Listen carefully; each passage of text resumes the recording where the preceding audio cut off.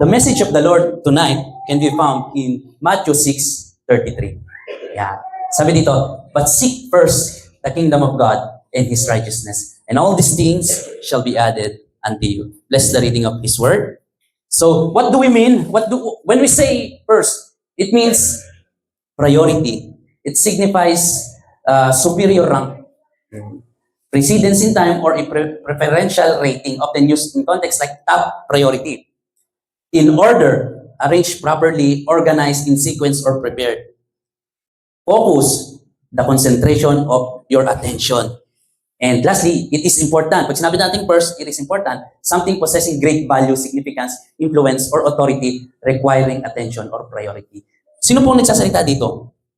Si Jesus. Ang sabi niya dito, but seek ye first. Seek ye first. Hindi niya sinabi dito, seek lastly. Or seek pagkatapos. Seek ye first. So, what do we mean by kingdom? Hindi ito yung ini-imagine natin na pag kingdom is yung palasyo. May hari, may mga kawal. Hindi yon. Yung kingdom, ang ibig sabihin yung paghahari ng Panginoong Hesus. Yun daw ang ating unang hahanapin. At ano yung pangalawa? His righteousness. His righteousness, ibig sabihin, yung kalooban ng Diyos sa buhay natin. Alam niyo na ba yung kalooban ng Diyos sa buhay natin? Wala pang sumagot. I hope and pray na pagtapos nito, malaman natin kung ano yung kalooban ng Diyos para sa atin. Gusto niyo bang malaman? Excited na ba kayo malaman ang kalooban ng Diyos sa buhay niyo? Seek first His kingdom and His righteousness. Nung nagsisimula ako sa Christian life ko, kada titingin ako ng oras, ang lumalabas, 6:33. Hindi ko alam kung bakit ako, Lord. Araw-araw titingin ako 6:33. Hinanap ko ngayon yung 6:33 sa Bible. Pagtingin ko, ito pala ibig sabihin mo, Matthew 6:33. But seek first His kingdom and His righteousness, and all these things shall be added unto you. Bakit? Kasi ang tao, madaming hinahanap. Madaming inuuna sa buhay. Yung pangarap. Lahat naman tayo dito may pangarap, di ba? Hindi ko sinasabing masama mangarap. Pero hindi sinabi ni Jesus na unahin yung pangarap. Ulitin ko, hindi sinabi ni Jesus na unahin yung pangarap. Ano daw ang dapat unahin? His kingdom and His righteousness. And all these things shall be added unto you. Pag sinabing added, idadagdag na lang. Ano yung, kung babasahin nyo to, ang context nito is, ang tao naghahanap ng makakain nila, ng maisusuot nila, ng ano ba yung gagawin nila para sa kinabukasan. Ganyan po tayo, mga tao. And hindi naman masama yun. Pero ang sabi ni Jesus, unahin nyo muna yung kingdom of God and His righteousness. And all these things shall be added unto you. Kaya pala mali yung formula natin. Inuuna natin yung mga bagay na gusto natin, tapos sasabihin natin, Lord, pag okay na ang buhay ko, maglilingkod ako sa Lord. Saka kita isisig.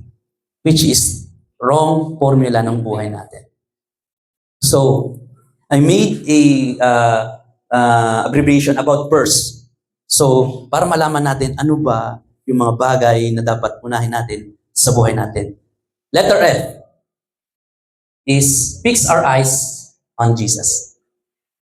Sabi mo sa katabi mo, fix your eyes on Jesus. Bakit? Bakit kailangan natin i-fix yung eyes natin sa Panginoon?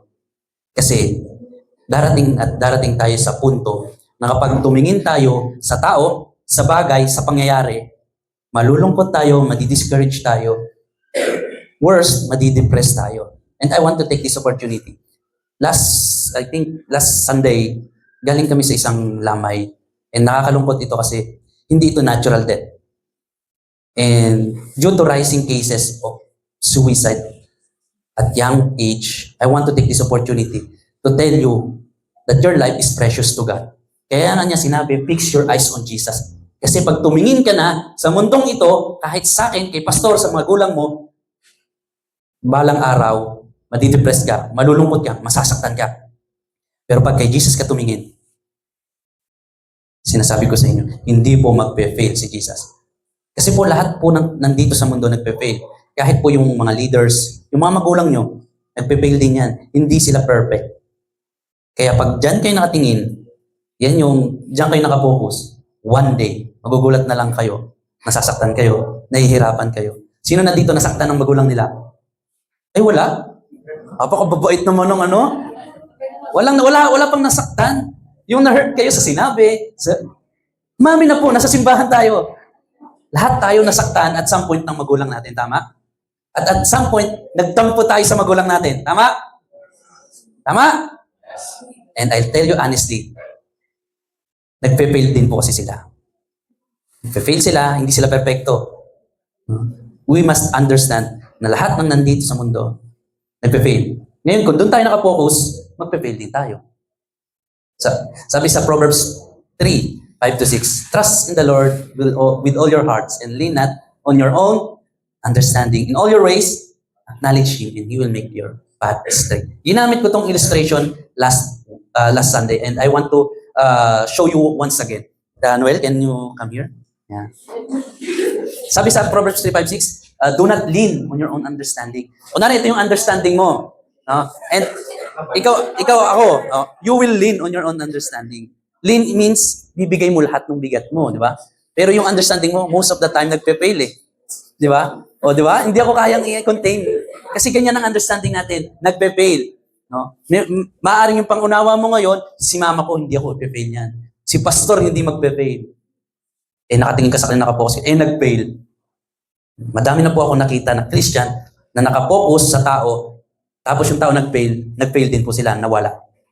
Nasaktan, nahirapan, nagtago, umiiwas. Kaya nga sabi, fix your eyes on Jesus. So first things first, anong kailangan natin gawin? Fix our eyes on Jesus. Even yourself, ha? By the way, even yourself, you fail. Ngayon, pagka masyadong mataas ang tingin mo sa sarili mo, pag nag-fail ka, masyadong masakit ang pagbagsak. Kaya admit to yourself na nandito tayo sa mundong hindi perfect. And kung titingin tayo doon sa nasa mundo or mga tao na nandito, pag nag-fail sila, mag-fail din tayo. Kaya nakapix dapat kay Jesus, the author and perfecter of our faith. Because Jesus never fails. Hindi ko sinabing pag tumingin ka kay Jesus, hindi ka nadadanas ng problema. May problema pa rin. Pero pag nakatingin ka na kay Jesus, ibig sabihin, you surrender yung sitwasyon mo sa Kanya. Kunwari, sa pamilya nyo, medyo may chaos, pero nakapokus ka kay Jesus. Gugulat ka na lang, unti-unti, inaayos ni Lord yung pamilya mo. Ganun po, yung pag-focus kay Jesus. Hindi nababago yung sitwasyon, pero nababago yung sarili mo. Nababago ka, lumalalim ka sa Panginoon. This should be the first thing we should do, na kailangan lumalim tayo sa Panginoon. The pure foundation of our faith. Kasi kung kay Jesus malalim na tayo, I do believe, nadadanas tayo ng problema. Dadanas tayo ng mga bagay na ayaw natin. Pero malalagpasan natin. Hindi tayo susuko. Kaya mga kapatid, mga ate, mga kuya, walang option ang pagbawi ng buhay dahil ang buhay ay precious sa Panginoon. Amen? Kung nalulungkot kayo, find someone you can count on. Pwede niyong kausapin yung kapatid sa pananampalataya. Sabi ng salita ng Panginoon, as iron sharpens iron, so man sharpens another. Normal lang malungkot. Normal lang masaktan. Okay? Sino ba dito ang hindi nasasaktan? Sino dito ang hindi nalulungkot? Meron ba? Hindi kayo nalulungkot? Sasaya naman ng mga kabataang ito. So, darating at darating sa puntong malulungkot, masasaktan ka. Pero, I hope and pray na i-deal natin to kay Lord and find someone that will help you overcome yung sadness. Huwag mong i-isolate yung sarili mo. Isolation is dangerous. Tandaan niyo po yan. Pag nalulungkot ka, nasasaktan ka, pray. Then after you pray, you deal with God, find someone. Amen? Amen. So, letter I, intentional reading, devotion, and praying. Intentional. Hindi ko sinabing reading, devotion, and praying. Intentional. Sasadyain mo talaga. So, pagtapos mong i-fix yung mata mo kay Jesus, kailangan intentional kang magbabasa ng salita niya, intentional kang magdi-devotion, intentional kang magpe-pray. May narinig ako, tuwing kailan dapat kayo mag-pray? Or tuwing kailan kayo mas lalong dapat mag-pray? Kung kailan ayaw niyong mag-pray. Kung kailan ayaw niyong mag-pray, kung kailan ayaw niyong magbasa, doon kayo mas lalong mag-pray, doon kayo mas lalong magbasa. Kasi there's something na gustong i-hinder ng kaaway sa inyo, kaya kayo pinipigilang mag-pray. Kaya kayo pinipigilang malaman yung katotohanan. Nung nalaman ko yung nakasulat sa Bible, sabi ko, ang dami kong sinayang. Nung nasa age niyo ako, sabi ko, kung nasa age nila ako, tapos kinausap na ako ni Lord, nabasa ko yung Bible, siguro, hindi ko naman sinasabing hindi na ako magkakasala. Magkakasala pa rin ako, pero madami akong naiwasang kasalanan. Mas marami pa sana akong naiwasang sakit. Mas marami pa sana akong naiwasang failures. So, ginawa akong 6 years yung 5 years course ko dahil sa kapabayaan ko sa sarili ko. Dahil naniwala ako na yung ginagawa ko okay lang. Pero hindi pala. Kaya nga, as young as you are, kailangan malaman nyo yung katotohanan. Kasi darating kayo sa edad ko, sa edad nila. Ngayon, kung ganyan pa lang, kabata kayo, nakilala nyo ng Panginoon at lumalim kayo, marami na kayong naiwasang problema. Ako, marami akong pinagdaanan. Sabihin natin, from 27 years old nakilala ko si Lord. So from 27 pababa, ang dami kong napagdaan ng hindi maganda. So sino pinakabata dito? 10. Oh, pinakabata, 10. Meron pa pala ron, 10. Ay, ito, pinakabata, oh. Di ba? As young as you are, magpalalim na kayo sa Panginoon. Ay, si Caleb pala. Oh. So, ang dami nyo nang naiwasan kung magpapatuloy kayo sa Panginoon. Alam nyo ba, yung mga nasa edad nyo na nandun sa labas, ayaw piliin ng Panginoon. Madami pa silang pagdadaan ng sakit. Madami pa silang pagdadaan ng struggle sa buhay. Pero kayo, pinili nyo yung presensya ng Panginoon. Madami kayong maiiwasan na problema sa buhay at sakit sa ulo. Amen? So, intentional reading, intentional praying, and intentional devotion. Sabi sa Joshua 1:8, this book of the law shall not depart from your mouth, but you shall meditate it in day and night, that you may observe to do according to all that is written in it. For then you will make your way prosperous, and then you will have a good success. Ano daw ang key ng success? Meditate on it day and night. Hindi sinabing magtrabaho ka day and night, then you will have success. Magiging prosperous ka. Sabi, meditate the word of God. Pero huwag naman kayong dumating sa puntong hindi kayo magtrabaho pag tapos nyo, baka ako sisingin. Sabi kasi ni Pastor, magbasa lang ako na magbasa, hindi na magtrabaho. Kailangan pa rin yun, pero hindi yun yung success. Hindi yun yung tunay na success. Ang tunay na success, nasa pagkilala sa ating Panginoon. You can have all things in this world, but if you don't have Jesus, you still have nothing. Tandaan niyo po yan, ha? Magkakaroon kayo ng kayamanan dito sa mundo, pero kung wala ang Panginoon, baliwala pa rin yun. Pero kahit naghihirap kayo, pero may Diyos kayo, nasa inyo ang lahat. Amen? Amen. So, letter R, remove the bad habits. Kuya, doon na sa S, wag na yung R. Study, sige na, mag-aaral na lang ako. Huwag mo nang ipatanggal yung bad habits. Lahat po tayo dito may bad habits. Ayaw lang nating aminin. Pero meron at meron tayong bad habits. Bakit? Bakit kailangan alisin yung bad habits? Kasi pag hindi nyo po inalis yung bad habits, itong fixing our eyes on Jesus and intentional reading, hindi nyo magagawa. Kaya kayo, first things first, alisin ang bad habits. Magbigay ng mga bad habits. Magbigay ng bad habits. Ha? Katamaran. Bad habits. Noel, bad habits. Late? Late. Ayla, bad habits. Cursing. Ano pangalan mo, Ading? Russell, bad habits. Ha? Bisyo, bad habits. Sa likod, bad habits. Ha? Sleeping late? Sleeping late. Agyaw, bad habits. Gambling. Ken, bad habits. Too much using a phone. Too much using a phone. Bad habits. Kasi yung mga bad habits na yan, ang maghihinder sa atin na i-fix yung mga mata natin kay Jesus at hindi magbasa at hindi mag-pray. Kunwari, laro ka ng laro po magdamag Friday ngayon. Sige, push! May man nakaka-relate dito sa left. Dito sa baba. Lord daw. Narinig ako doon, Hanggang sa inumaga ka na. Tapos may pasok ka bukas. Gigising ka dapat ng 6:00. Tama? hindi ka nagising. Nagising ka, 7:30. Hindi ka na naligo. Diretso pasok na. Puyat ka pa pagdating mo sa school. Tulog. O ano pang matututunan mo?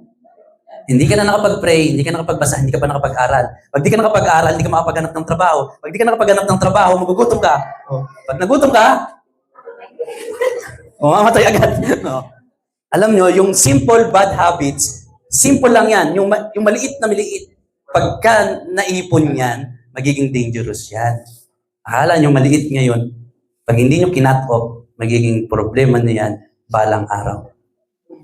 No. Handa ba kayong tanggalin ng bad habits? Amen. Kayo nagsabi ng mga bad habits, ha? Hindi ako. Alam niyo yung mga bad habits. This, sabi sa Ephesians 4, chapter 4, verse 17, this I say, therefore, and testify in the Lord that you should no longer walk as the rest of the Gentiles walk in the futility of their mind. Nung tinanggap natin ang Panginoong Hesukristo, dapat daw hindi na tayo nag-iisip katulad ng mga hentil. Which is, mga hentil, ang iniisip nila, sarili lang nila.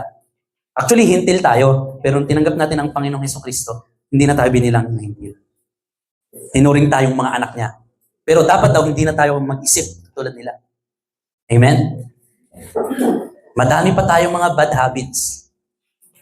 Isa sa mga napansin kong bad habits ng kabataan nowadays, too much, yung masyado silang nagdadwell sa trending. Pag may trending na sayaw, may trending na kanta, may trending na gagawin, ginagaya. Hindi na iniisip kung yung pakikinggan nila, yung gagawin nila, mag-glorify ba si Lord? Sabi ng salitang Panginoon, in everything that you do, do it for the glory of God. Ngayon, lahat ng gagawin nyo, simula bukas, isipin nyo, will it give glory to our God? Nakakalimutan ko palang magpaalam. Sabi ko, magpapaalam ako. Sasaktan ko pala kayo ngayong gabi. Wala na, nasa kalagitnaan na ako eh.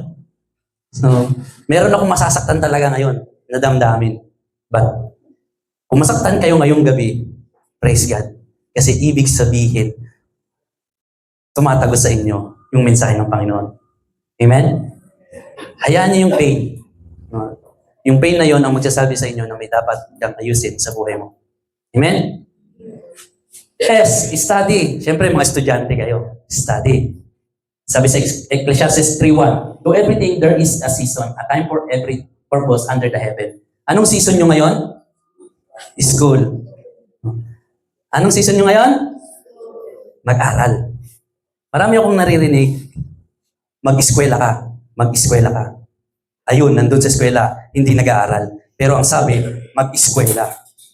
Kaya ang payo ko, hindi lang mag-eskwela, mag-aral. Kasi maraming nasa eskwela, hindi nag-aaral. Maraming nandoon, papasok, baon, pero hindi nag-aaral. Sinasayang nyo yung season nyo. Season nyo yan. Ngayon, pag lumipas na yung season nyo yan, tapos nasa ibang season na kayo, tapos gusto nyo pang mag-aral, mahirap na. Season nyo ngayon, enjoy nyo mag-aral. And pag may nagpapaaral sa inyo, magpasalamat kayo. Kasi maraming gusto mag-aral pero walang nagpapaaral. Sino dito ang pumapasok sa Tanas? Sino sa ibang school? Sino dito nag-aaral?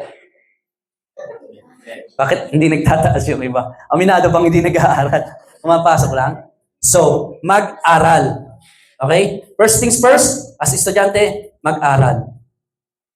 Mag-aaral kayo, hindi para may makuha kayo. Kasi ito yung nakita kong maling culture naman. Sa mga parents, mag-aral kayo para maging maganda yung trabaho nyo. Mag-aral kayo para yung makukuha yung trabaho, yung mataas yung sweldo. Hindi po mali yun, pero nilalagyan nyo ng bomba yung mga anak nyo, which is nakaka-pressure. Alam nyo, nung nandun ako sa real world, nagtatrabaho na ako, alam nyo ang naging purpose ng pag-aaral. Tanong nyo kung ano. Para hindi kayo lokohin. Hindi kayo insultuhin doon sa papasukan yung trabaho. Alam niyo, marami akong katrabaho na Indiano, Pakistan. Nalulungkot ako kasi, actually, nung hindi pa ako Kristiyano, isa ako sa mga nagloloko sa kanila. Nakarating sila sa Saudi na no read, no write. English, wala. Ngayon, pagkakausapin sila ng boss namin, nagagalit, sinisigawan. Kasi nga, hindi nila maunawaan yung English, hindi sila makaunawa ng instruction. So, ang purpose ng pag-aaral nyo ngayon, pagdating ng araw, hindi kayo iinsultuhin. at hindi kayo yung ituturing na napakababa. Maganda na yung drive nyo para kumita ng malaki.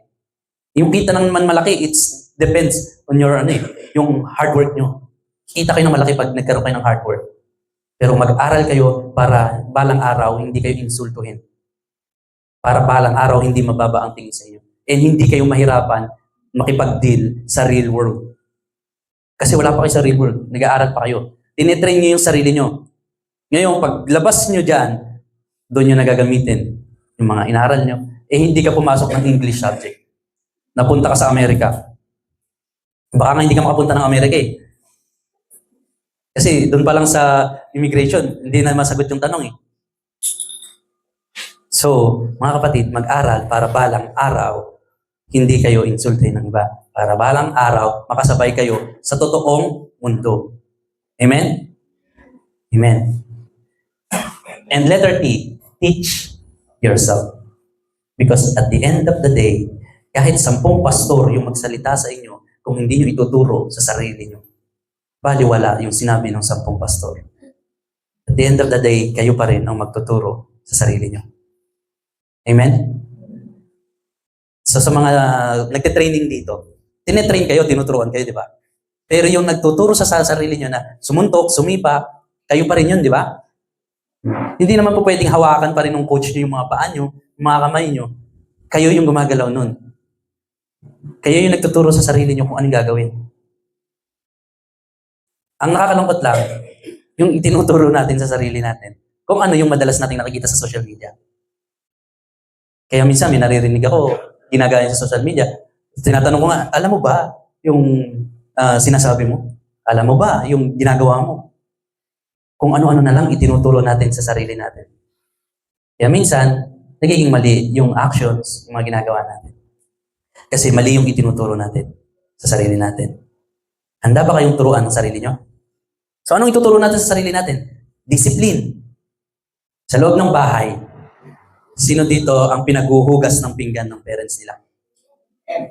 Ba't puro babae yung nakikita ko? Yan, may lalaki. Alam nyo ba, nung ako lumalaki, yung kasangkapan sa bahay namin, pang lalaki. Kasi lalaki lang gumagamit. Pero nung pagdating ko dito, pang babae yung mga gamit. Sana, walang gender yung gawain sa bahay. Sa loob ng bahay pa lang, kung wala kang disiplina, pagdating mo paglabas mo sa bahay nyo, wala ka ring disiplina. Kaya kailangan turuan mo yung sarili mo ng disiplina. Yung sa men's fellowship namin, sabi, kailangan marunong ka magligpit ng higaan. Sino dito nagliligpit ng higaan nila pagkagising? Parang iba ganun. Yung simple discipline, ituro nyo sa sarili nyo. Disiplina sa magulang, disiplina sa pagkain, disiplina sa pagtulog, disiplina sa eskwela, disiplina sa pagbabasa. And sa Sunday, I hope and pray na may apply natin yung disiplina. 7:30 po ang call time. Nagsisimula na naman tayo, 8:30. Wala na naman yung disiplina natin. 7:30 po. Amen? Teach yourself. So first things first, anong dapat natin gawin? Fix our eyes on Jesus. Intentional reading and devotion and praying. Remove the bad habits. Mag-aral at teach yourself. Sabi sa Philippians chapter 4 verse 9, the things which you learn and receive and heard and saw in me, this do, and the God of peace will be with you. Yung do, kayo yung magtuturo nun sa sarili niyo. Amen? Kuya, bigyan mo nga kami ng way para gawin itong bagay na to. Next slide, please. Ito, practical way. Sino po nakakaalam ng priority matrix? Sa kamay. Ano nyo na to? Nakita nyo na to? Alam nyo to, yung priority matrix? Sige, tuturo ko sa inyo. First things first. Number 1, urgent, important. Ganito yan. Yung important, ganito. Yung urgent, ganyan. Okay? So sa box 1, ito daw yung gagawin mo. Yung urgent at important. Ano yung urgent at important sa inyo? Sa season nyo ngayon? Mag-aral. Naglagay lang ako ng sample. So, not urgent, pero importante. Dito muna tayo sa box number 2. Yung urgent, pero hindi importante. Yung pwede mong i-delegate. Household church yung ginawa ko. Kunwari, urgent mag-aral kasi may exam kayo. May exam kayo. Pinag-ano ka ng parents mo. Pinaglilinis ka. Pwede mong i-delegate mo na yun. Ma, mag-aaral lang po muna ako. Mag-review kasi may exam kami. Pwede mong i-delegate yung mga bagay na yun. So, box number 3. Important, pero not urgent. Ibig sabihin, pwede mong planuhin. May mga bagay kang pwedeng planuhin. Ano yung nakalagay? Pangalawa? Ulitin natin. Work. Bakit ang hina ng pangalawa? Lakas natin. And? Not urgent. Love life. Not urgent. Pwede niyong planuhin. Anong season nyo ngayon?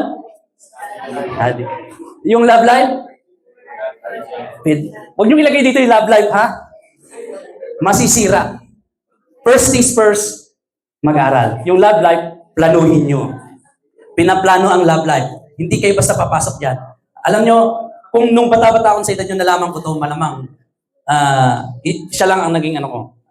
Siya lang naging babae sa buhay ko. Pero dahil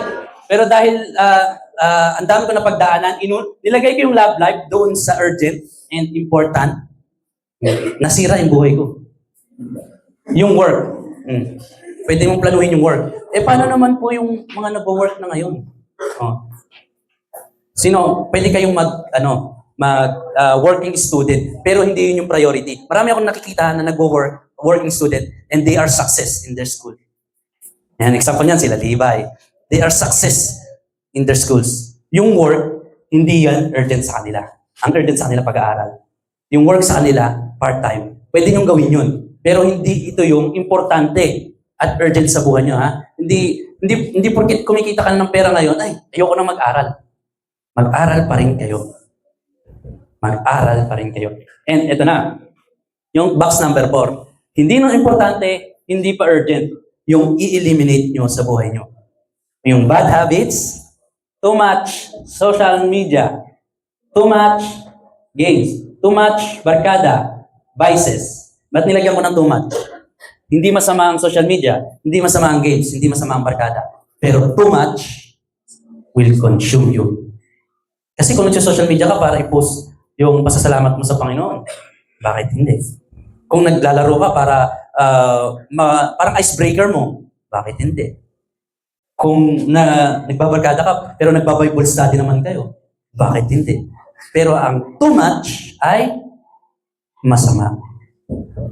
Yung paglalaro mo, 16 hours na. Yung pagbabarkada mo, 24 hours. Tapos yung social media mo, 32 hours. Tapos yung nagiging bisyo na siya. So ito yung mga bagay na pwede nating i-eliminate sa buhay natin.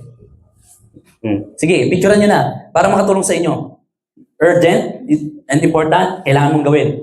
Not urgent, pero importante, pwede mong planuhin. Not important, pero urgent, pwede mong i-delegate.